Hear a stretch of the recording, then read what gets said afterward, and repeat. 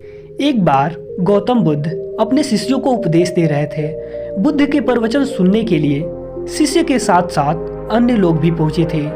एक दिन जब बुद्ध प्रवचन कर रहे थे तभी उनमें से एक व्यक्ति पहुंचा और वह बोला कि तथागत, मैं आपसे बहुत सारे प्रश्न पूछना चाहता हूँ। मेरे मन में बहुत अशांति है, कृपा करके मेरे प्रश्नों के उत्तर दें ताकि मेरा मन शांत हो सके। बुद्ध ने कहा कि मैं तुम्हारे प्रश्नों के उत्तर जरूर दूंगा, लेकिन तुम्हें 1 साल तक मौन धारण करना होगा। 1 साल के बाद तुम जो भी पूछोगे तुम्हें उसका उत्तर मिल जाएगा। उस व्यक्ति ने कहा कि 1 साल बाद आप मेरे प्रश्नों का उत्तर अवश्य दे देंगे ना?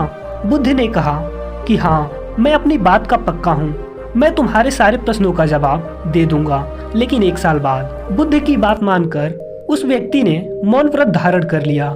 धीरे धीरे वह मौन व्रत की वजह से उसका मन एकाग्र होने लगा, वह ध्यान में उतरने लगा, मन भी शांत होने लगा, उसके सभी प्रश्न खत्म होने लगे। 1 साल बीत गया। समय पूरा होने के बाद बुद्ध ने उस व्यक्ति से कहा, अब तुम्हारे मन में जो भी प्रश्न है वह मुझसे पूछ सकते हो।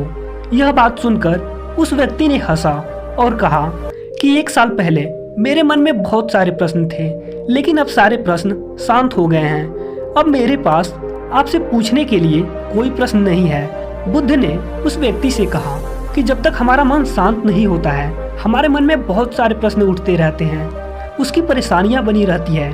अज्ञान और भ्रम की वजह से हमारा मन प्रश्न के उत्तर तक नहीं पहुंच पाता।